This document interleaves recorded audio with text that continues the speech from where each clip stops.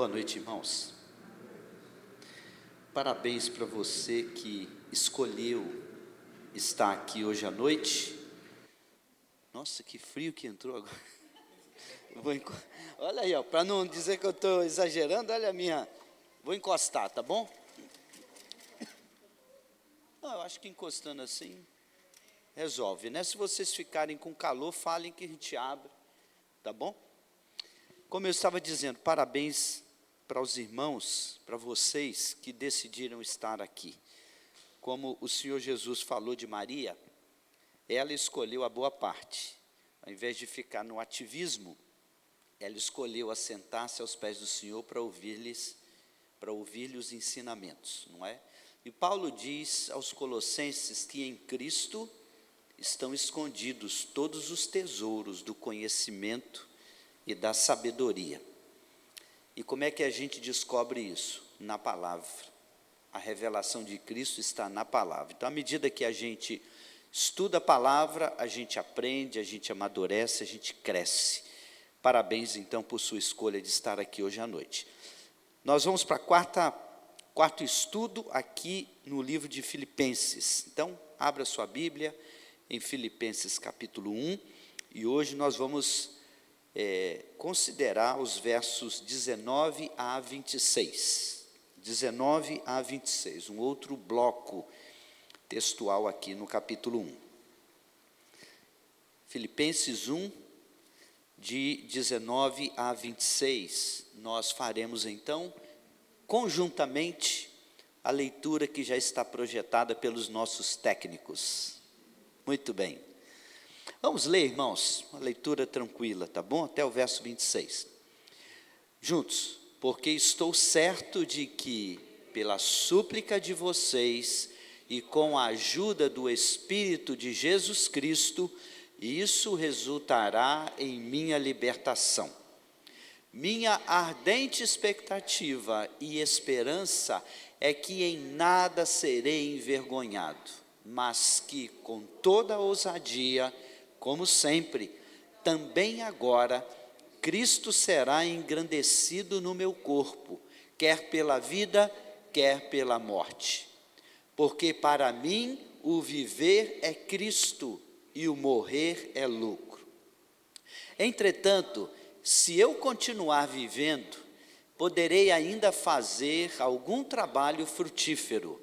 Assim, não sei o que devo escolher.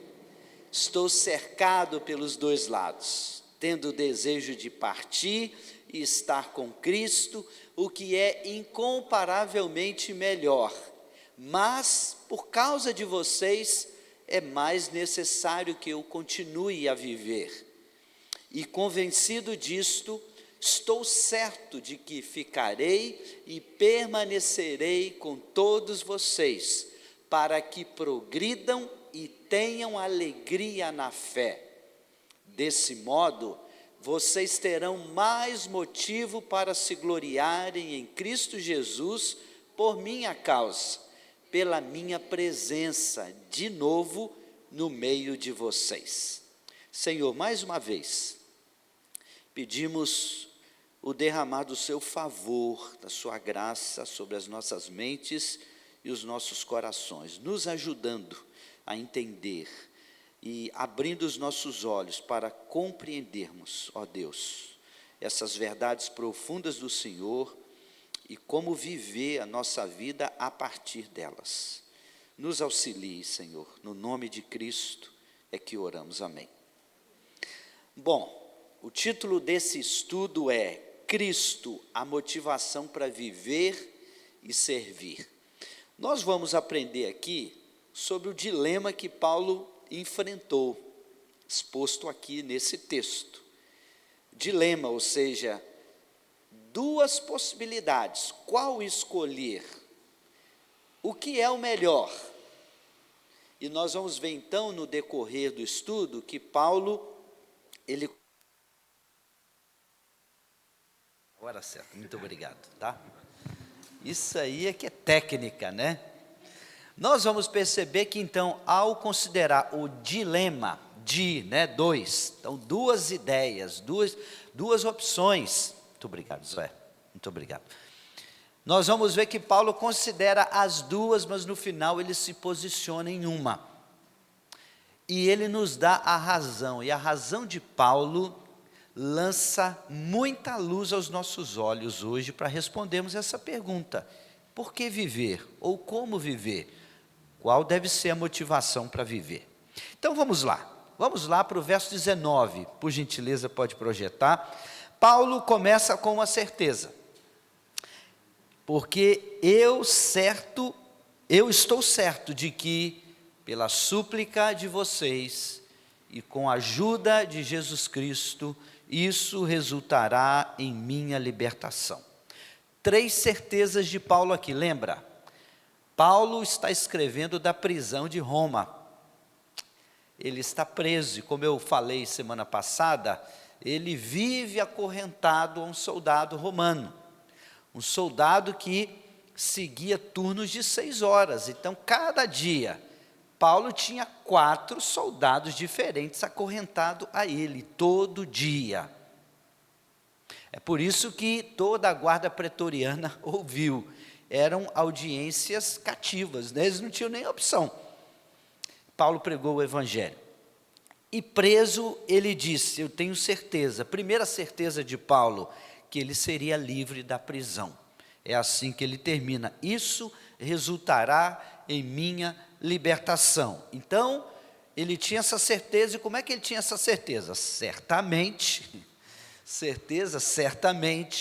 ele tinha esse discernimento do Senhor, não é? Ele não era adivinho, ele não tinha bola de cristal, ele também não era alguém que cria no acaso, ele é um homem de convicção, e ele tinha essa convicção: isso tudo vai culminar na minha libertação. Primeira certeza dele: ele não ficaria ali em Roma, ele seria solto de novo, como de fato foi, não é? E empreendeu a 3ª viagem missionária e tal. Outra certeza dele é que, pelo poder da oração dos irmãos filipenses, por isso que ele diz assim: pela súplica de vocês. Paulo confiava nas orações. Paulo aqui está reconhecendo: as orações de vocês operarão na minha libertação. Paulo também pediu oração por ele. Quando ele escreve aos Tessalonicenses, por exemplo, ele disse: orem também por mim, para que me seja dada a palavra, para que as portas sejam abertas e etc. Paulo era um homem que orava, nós já consideramos isso no 2º estudo. Ele orava pela igreja sempre, pelos irmãos filipenses. Ele confiava nas orações. Então aqui ele diz que ele tinha certeza que, pelo poder da oração, e a terceira certeza dele é, pela ação do Espírito Santo, ele seria liberto. Eu serei liberto, e essa libertação acontecerá de 2 formas: a oração de vocês e a própria ação, o poder, a ajuda do Espírito de Jesus Cristo. Eu serei liberto. Isso, vamos fazer uma aplicação rápida para a nossa vida, não é? A prisão de Paulo, que representa uma dificuldade, um problema que ele experimentou, não é? Uma tribulação, uma limitação na sua vida.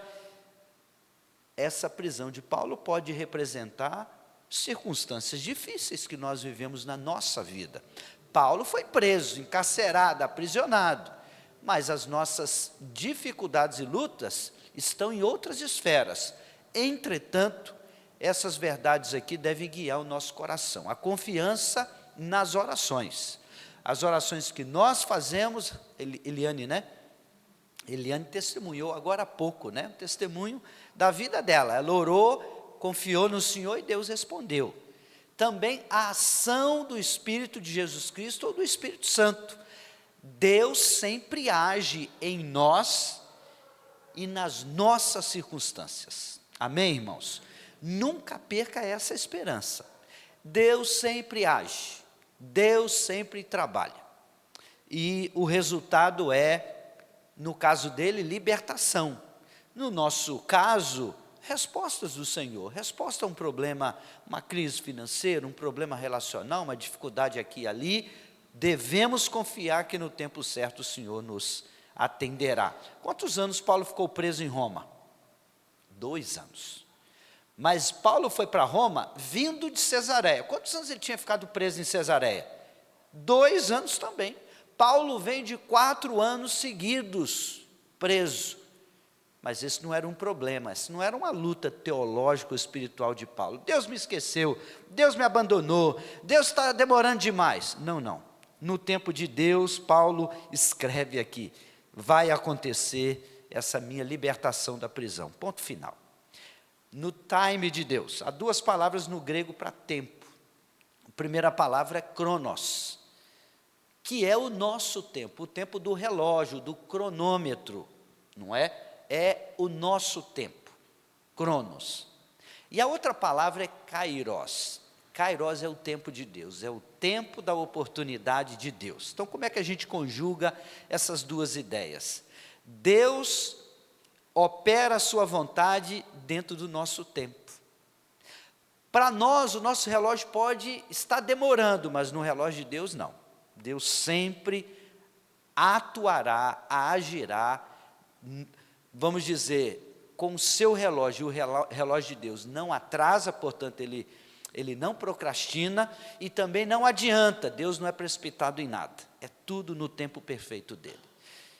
Então, no nosso cronos, descansemos. Está demorando? O Senhor sabe, no tempo dele ele agirá. Amém? No verso 20, Paulo disse: minha ardente expectativa e esperança é que em nada serei envergonhado, mas que com toda ousadia, como sempre, também agora, Cristo será engrandecido no meu corpo, quer pela vida, quer pela morte. Quer ouvir esse verso numa versão mais contemporânea ainda?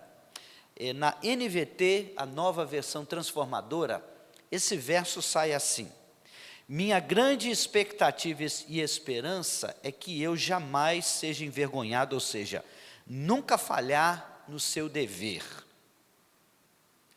mas que continue a trabalhar corajosamente, como sempre fiz, de modo que Cristo seja honrado por meu intermédio, quer eu viva, quer eu morra. Então, note aqui, se por um lado Paulo estava convicto de que seria liberto da prisão, por outro lado, Paulo estava plenamente disposto a morrer. Se o Senhor não o libertasse da prisão, que já era naquela altura uma convicção, mas depois ele põe isso na forma de dilema, se aquela prisão culminasse na sua morte, o que não aconteceu nessa, mas aconteceu na outra. Quando Paulo escreve a epístola, a segunda epístola para Timóteo, ele estava preso de novo, em Roma de novo, só que dessa vez ele estava numa masmorra, e ali Paulo sabia, olha, eu estou sendo oferecido como libação. Libação era um sacrifício onde se derramava líquidos, uma oferta para Deus à base de líquidos, especialmente vinho e tal. E na libação você derrama tudo. Então Paulo estava dizendo, olha, são as minhas últimas gotas, e eu já estou quase partindo. Então Paulo é alguém que sempre esteve pronto para morrer, desde que Cristo fosse honrado em tudo isso. Por isso ele diz dessa forma.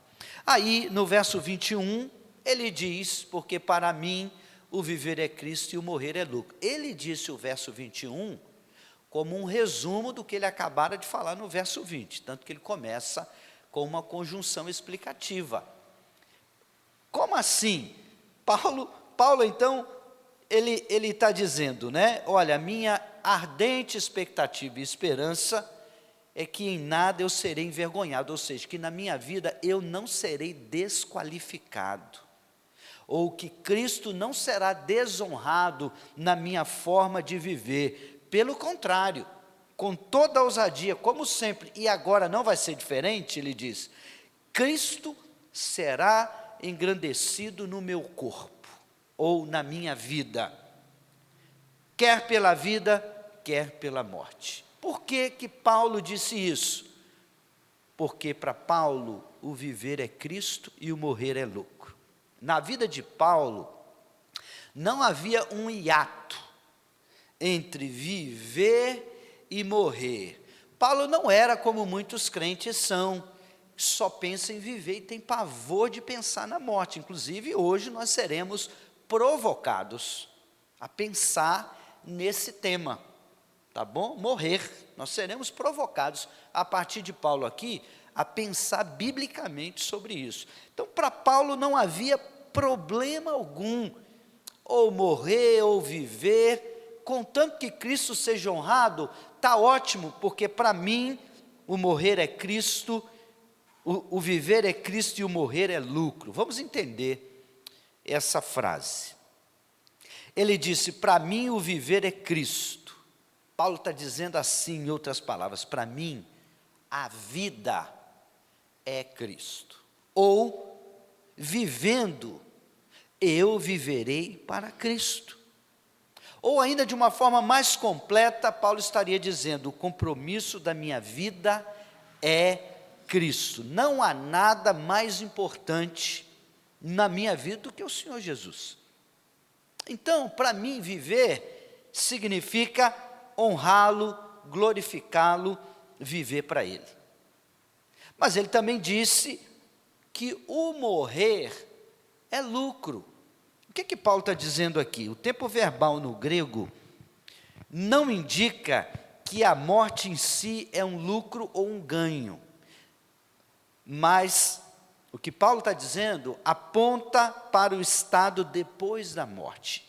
Ou seja, Paulo não está se referindo ao processo da morte em si, que eu quero levar você a considerar isso também já já, mas ao fato da morte, de que a morte insere a todos nós no pós-morte.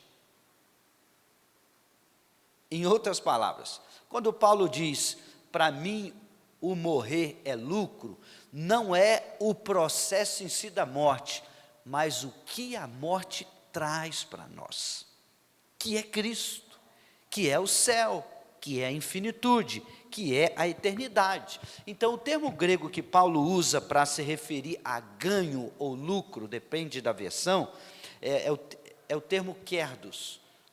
E esse termo era usado para se referir aos juros em dinheiro. Você tinha um recurso, você investia esse recurso e lá vinham os juros.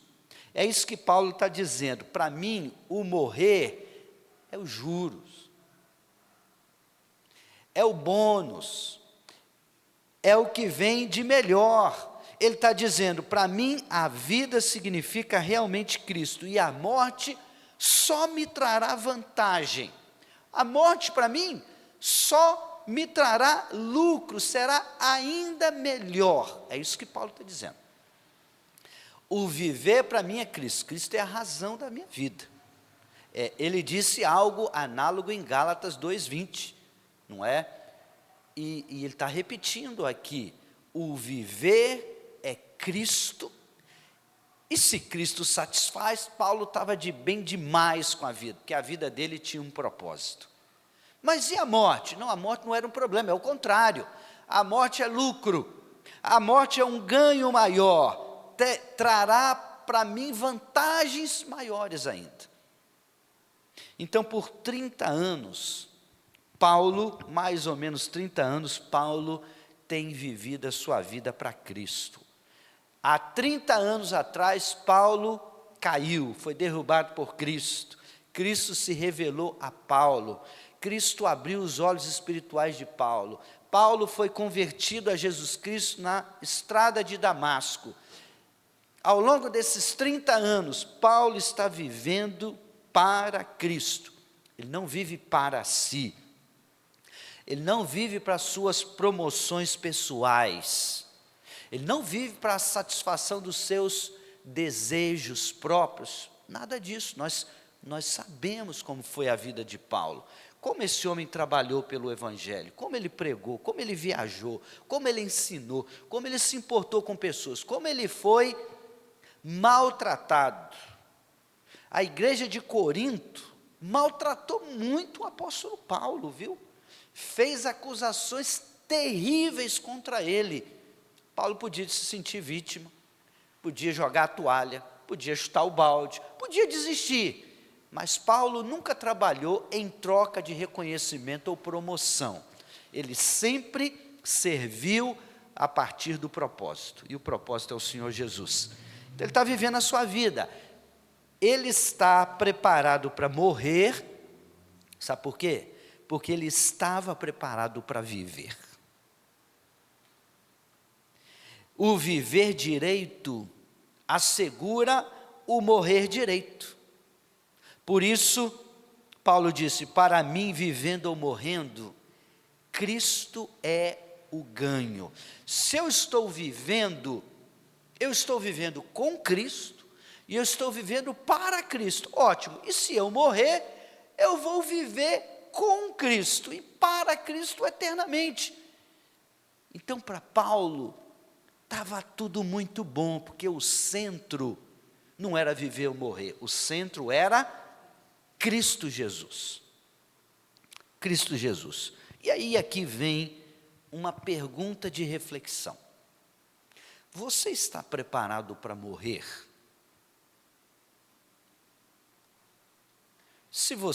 Se alguém aqui não tem Jesus, então essa pergunta não cabe, porque você não está preparado decididamente para morrer, não é? Mas se nós temos o Senhor Jesus, nós precisamos aprender a lidar com isso. Eu vou contar uma experiência aqui, não vou falar a pessoa, talvez ela nem se lembre. Mas uma vez, uma pessoa ligou para Manaus para falar comigo. Queria me dar notícias aqui da igreja, queria falar das pessoas. E eu fiz a pergunta: mas e aí, fulano? Já morreu, me fala aí mais quem morreu e tal. Aí eu falei assim para essa pessoa, falei: eu não vejo a hora de também partir, estar com Cristo. Aí essa pessoa ficou: não, pastor, não pensa assim, não, o senhor ainda vai viver muito, o senhor é novo e tal e tal. Falei: não, mas está tranquilo, é que eu penso muito nisso. Simone sabe, né, querida? Ela também já me corrigiu várias vezes. Não é que eu quero morrer, gente, eu quero viver a vida, mas eu estou prontíssimo, isso é muito claro na minha cabeça. Aí, no dia seguinte, o pastor Cleiton ligou para lá, para falar comigo, só que eu não estava em casa. Ele falou com Simone, ele falou: minha irmã, eu quero falar com o pastor Sérgio. Como é que ele está? Está bem, meu irmão. Ele falou: não, porque a informação que eu tive é que ele está em depressão profunda, que ele está querendo morrer. Aí a Simone falou: não, pastor, pode ficar tranquilo, ele está vivíssimo, está tudo bem. Mas isso que é lúdico, que é engraçado, oferece para você e para mim uma boa oportunidade para a gente refletir. Veja só, quando eu pergunto para você assim, quando eu faço essa pergunta para nós, tá? Todos nós, você está preparado para morrer? Eu entendo que o processo em si da morte pode ser traumático, né? Se a gente pudesse escolher, a gente escolheria uma morte tranquila, não é? Já pensou, você dirigindo, você tem um acidente de carro, morrer lá estraçalhado no meio da ferragem, ou você morrer como resultado de uma doença crônica que vai te definhando, limitando, e você vai morrer com muitas dores. Não vai morrer com dor porque você vai ser sedado, mas o processo é muito doloroso. Eu entendo que existe esse processo, e nós que somos humanos, a gente não quer isso, não é verdade? A gente não quer. Se a gente pudesse escolher, a gente escolheria uma morte tranquila ou rápida. Mas esse não é o ponto aqui, que é isso que Paulo falou.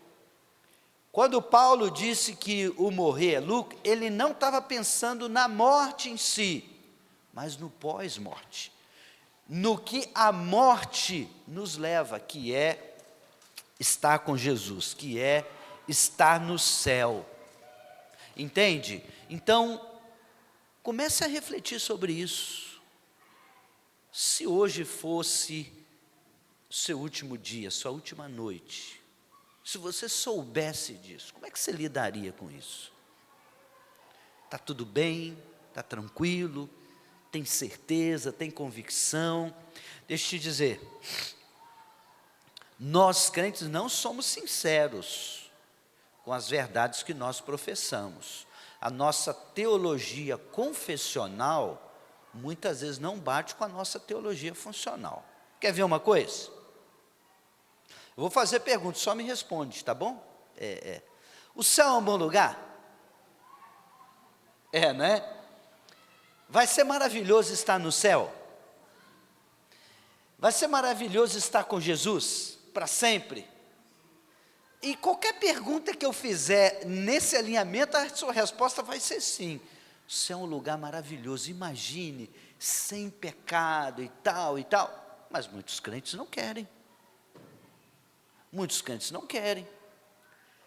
Se isso é verdade, já nós vamos considerar, estar com Cristo é infinitamente, incomparavelmente melhor. Por que então não desejar? Não desejar esse dia, não desejar morrer, mas por que não desejar esse dia? Por que não? Porque muitas vezes nós não estamos vivendo como Paulo ensina em Colossenses 3, pensando nas coisas que são do alto, desejando as coisas que são do alto. Se Cristo é mesmo o maior tesouro, se estar com Jesus é algo incomparavelmente melhor, todo crente deve ansiar por esse dia. O que o crente não pode fazer é programar esse dia. Isso a gente não pode fazer, está errado. Só quem delimita a vida é Deus. Mas pensar nesse encontro com o Senhor, isso deve encher o nosso coração, irmãos. Porque isso é viva esperança. E se a gente não consegue viver assim, pensar assim, é porque nós estamos muito enraizados nesse mundo. E nós precisamos olhar como Paulo olhou. Agora, Paulo está prestes a apresentar um dilema para você e para mim. Ele apresentará os dois lados desse dilema, e depois ele vai então indicar sua conclusão, ou seja, o fim do dilema. Acabou, não tem outras duas ideias, só tem uma. Vamos ao verso 22. Vocês podem ler, por favor? Entretanto,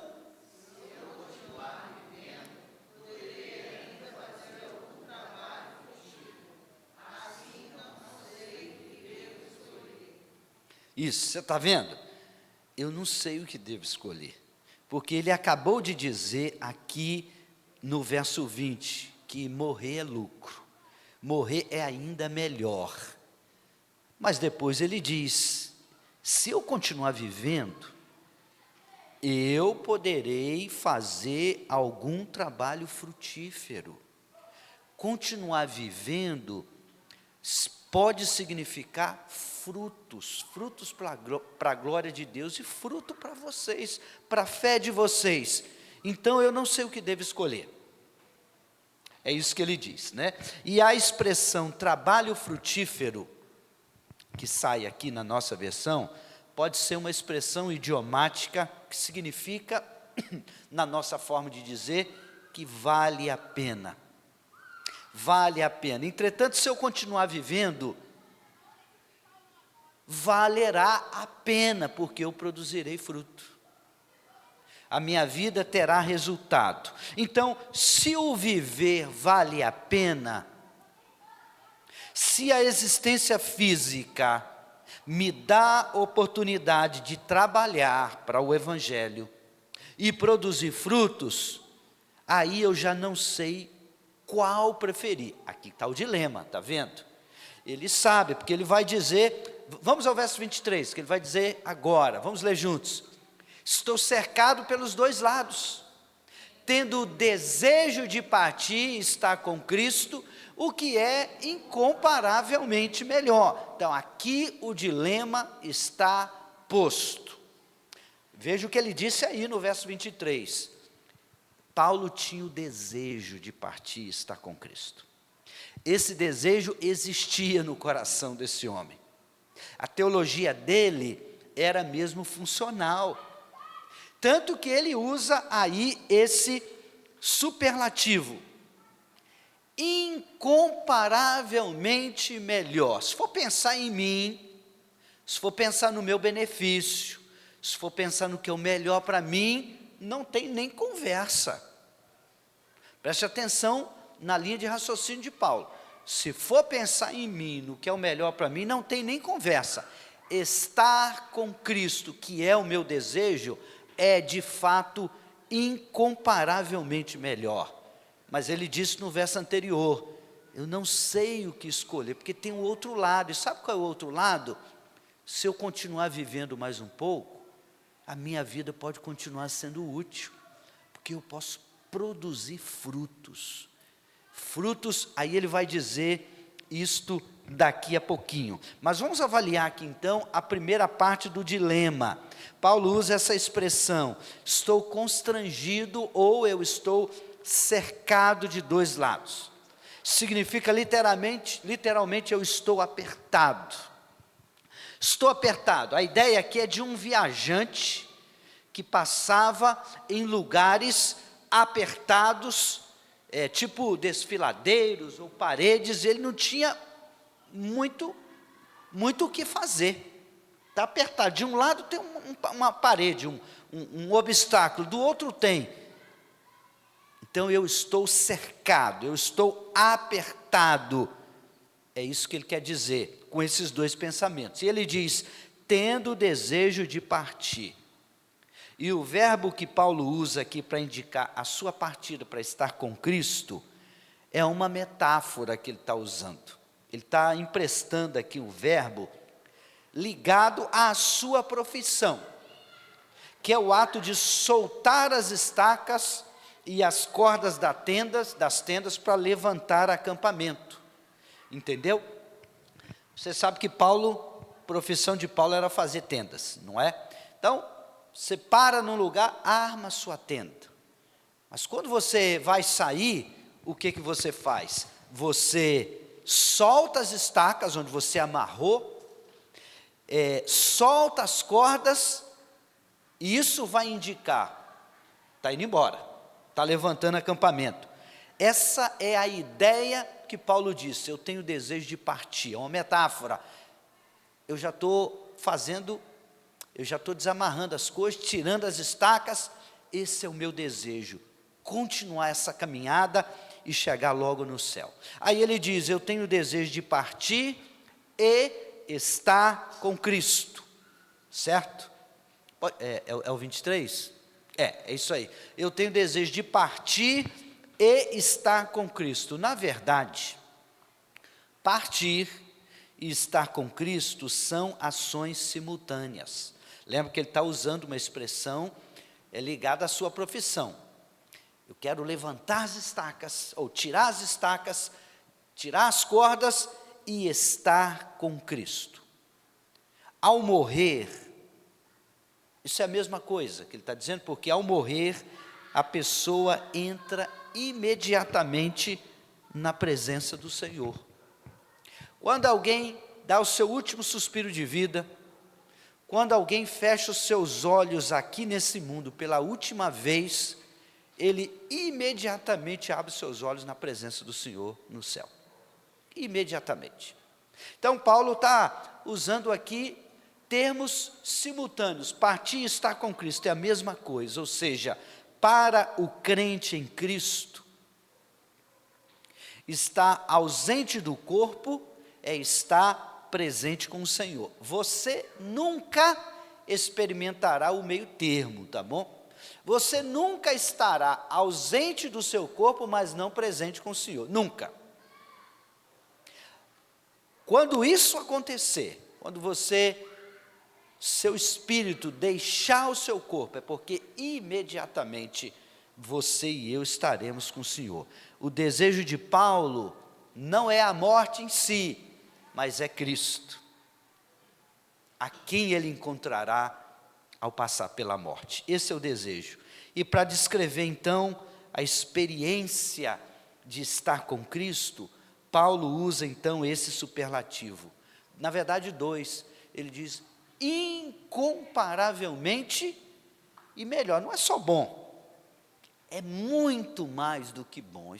E a turminha aí que é antiga, da minha época, vai lembrar do Jô Soares, que o Jô Soares falava do bótimo. O que é o bótimo? Melhor que bom e melhor que ótimo. É bótimo. Mas essa palavra não existe em português, né? Então a palavra é melhor. Não há nada acima do melhor. Melhor é melhor do que o bom, do que o mais ou menos, do que... É o melhor. E é isso que Paulo está dizendo. Estar com Jesus é incomparavelmente melhor. E eu desejo muito. Mas aí vem o verso 24. Vamos para o verso 24. Agora Paulo vai abordar o outro lado do dilema. Tá bom? O outro lado do dilema. Vamos ler juntos? Mas, por causa de vocês, é mais necessário que eu continue a viver. Então veja, ele já abordou um lado. O lado é desejar estar com Cristo, o que é muito, infinitamente melhor. Mas o outro lado é continuar vivendo. E por causa deles, Paulo diz, é mais necessário que eu continue a viver. Você vai ver onde isso vai dar, que isso vai chamar a nossa atenção para avaliar a nossa vida. Então, note que Paulo está dizendo, é mais necessário que eu continue a viver. Olha essa palavra que ele usou aí. Necessário. Paulo está falando de utilidade de sua vida. Eu já disse e repito, em momento nenhum Paulo estava pensando no que seria o melhor para ele, tá bom? Porque se fosse pensar no que era o melhor para ele não teria um dilema, porque ele já tinha uma decisão. Lembra, ele disse, o meu desejo, a minha vontade, o afã da minha alma é estar com Cristo. Isso é incomparavelmente melhor. Se fosse pensar no melhor para ele, não haveria dilema. Só que tem um detalhe aqui. Paulo não está pensando nele, irmãos. Paulo está pensando em quem? Nos outros. Olha que lição para a gente. Paulo está pensando nos outros, e nesse caso aqui, os filipenses, para quem ele está escrevendo. Por causa de vocês, é mais necessário. Não é a minha conveniência, mas é a necessidade de vocês. Pronto. Por um lado, ele deseja estar com Cristo, por outro, ele reconhece que a sua vida ainda seria útil, a sua vida ainda seria proveitosa para os seus irmãos e amigos filipenses. E aí isso nos leva, então, aos versos 25 e 26. Vamos lá. Vamos ler juntos? E convencido disto, então, espera aí, não há mais dúvida. Aqui está o desfecho. Paulo tomou uma decisão. No coração de Paulo está definido. O dilema acabou. Ele está dizendo, e convencido disto o quê? Que por causa dos filipenses era necessário ele continuar vivendo. Vamos lá, e convencido disto, estou certo de que ficarei e permanecerei com todos vocês, para que progridam e tenham alegria na fé. 26. Desse modo, vocês terão mais motivo para se gloriarem em Cristo Jesus por minha causa, pela minha presença de novo no meio de vocês. Olhem como Paulo amarra isso aqui, gente. Fim do dilema. Só não haveria o dilema se Paulo fosse pensar nele mesmo, no melhor para ele, no benefício para ele, era estar com Cristo. Mas em um momento Paulo para e pensa, mas espera aí, a eternidade é uma garantia, é minha de toda forma, eu jamais vou perder, não é? O céu, estar com o Senhor, isso aí está garantido. Mas se eu continuar a viver, eu vou produzir frutos, porque eu vou servir as pessoas. eu vou abençoar as pessoas. E olha como, pode voltar no 25, por favor. E olha como ele diz lá, para que vocês progridam e tenham alegria na fé. Olha o que Paulo está dizendo. Se eu continuar a viver, eu vou servir vocês. Eu vou cooperar com a fé de vocês, para o progresso na fé e a alegria na fé. Pronto, já não tem mais dúvidas alguma no meu coração. É isto que eu desejo no Senhor. Eu quero continuar vivendo, porque eu quero fazer diferença na vida de vocês.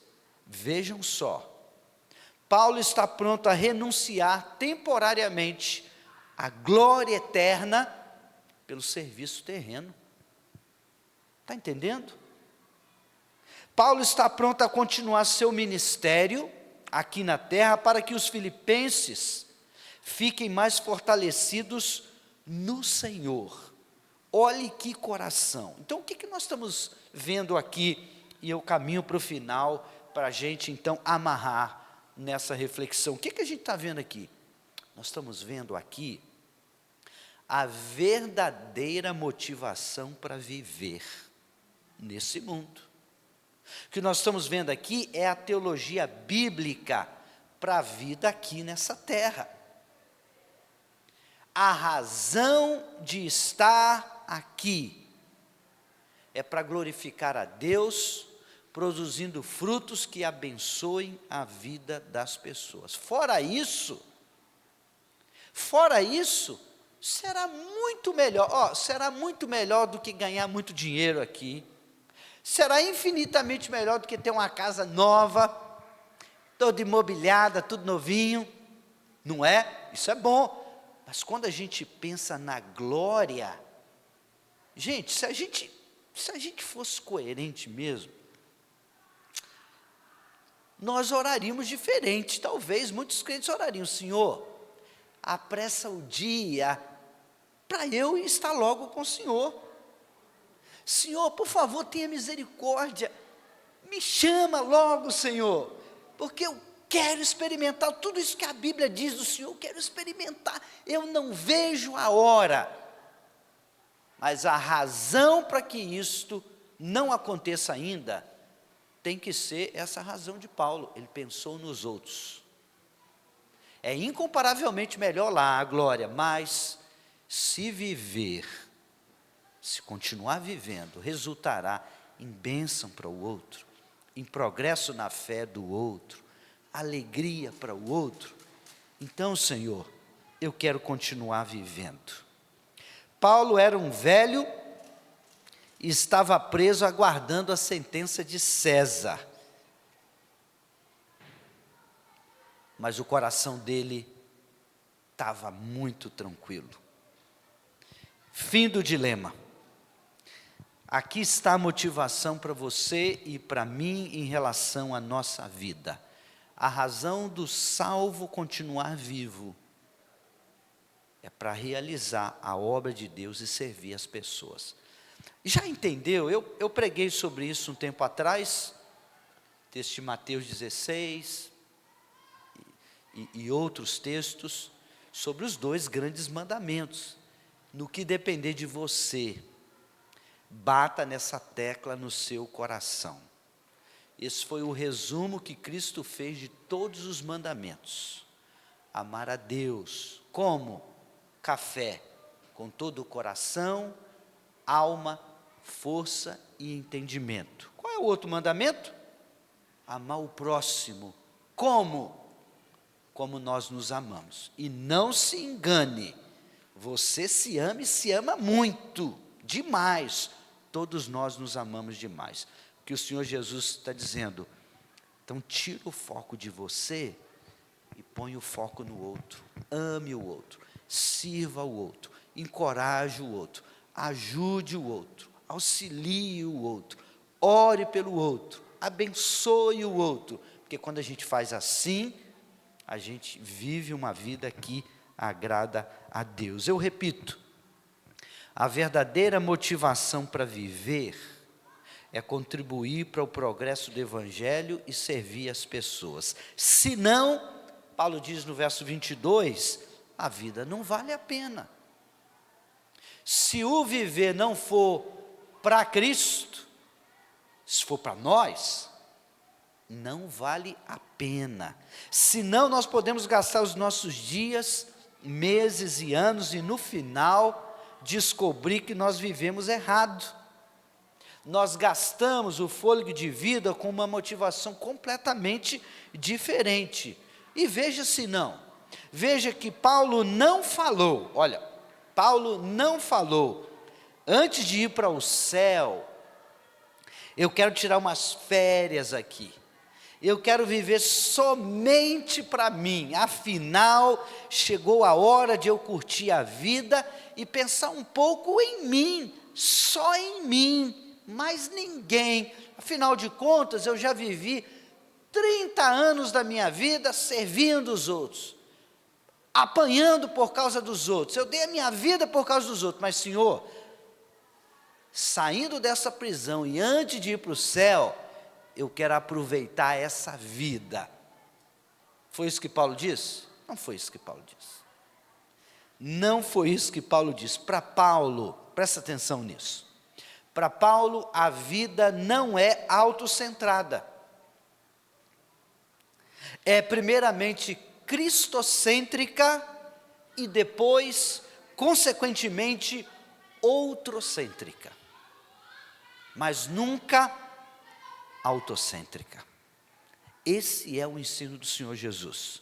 À luz do Evangelho, viver para nós mesmos, isso não é vida, isso é morte, isso é perda, porque segundo Cristo, viver para nós não é ganhar a vida, é perder a vida. E ele disse isso em Mateus 16, 24 e 25. Vocês lembram desse texto? Se alguém quer vir após mim, ele termina dizendo, segue-me. Mas antes ele põe 2 requerimentos. A si mesmo se negue e, na pena de Lucas, cada dia, tome a sua cruz. E a cruz, no Evangelho, é morte. Aí então você me segue. E no verso 25, então ele diz, porque aquele que quiser salvar a sua vida. Salvar como? Olha o contexto. O contexto é, ele mandou negar. Ele mandou morrer para nós mesmos. Mas se alguém, ao invés de querer morrer para a sua vontade, se alguém quiser salvar a sua vida, ele disse, isso vai perder. Mas se alguém perder a vida por minha causa, pelo que ele falou no verso 24, isso vai ganhar a vida.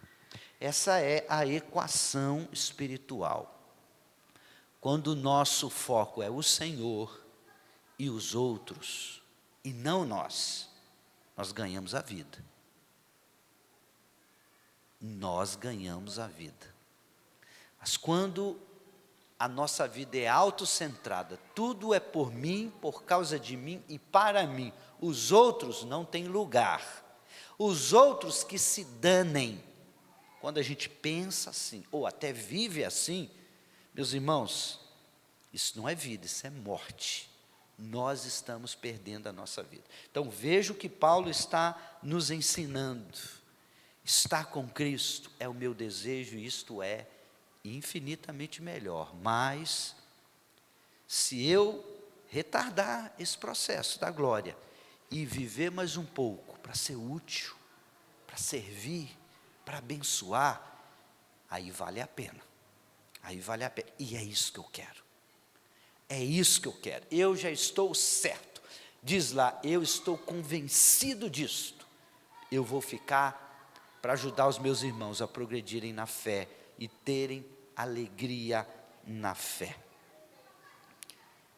O que é o Evangelho? O Evangelho não é apenas as boas novas, mas ele é também as boas obras. Efésios 2:10. Depois de descrever tudo, a gente estava morto, a gente vivia debaixo do curso desse mundo, debaixo da influência de Satanás, e éramos dirigidos pelo nosso coração. Verso 3 termina: nós éramos filhos da ira, sem esperança alguma. Mas o verso 4 começa: mas Deus, que é rico em misericórdia, por causa do grande amor com que nos amou, e pela sua graça, nós somos salvos. E nós somos salvos pela graça, não é pelas obras, é pela fé, não é pelo que a gente faz para obter essa salvação. Mais uma vez salvos, aí vem o verso 10, nós somos o poema de Deus, nós somos feitura de Deus, nós somos a obra-prima de Deus. Quem completa?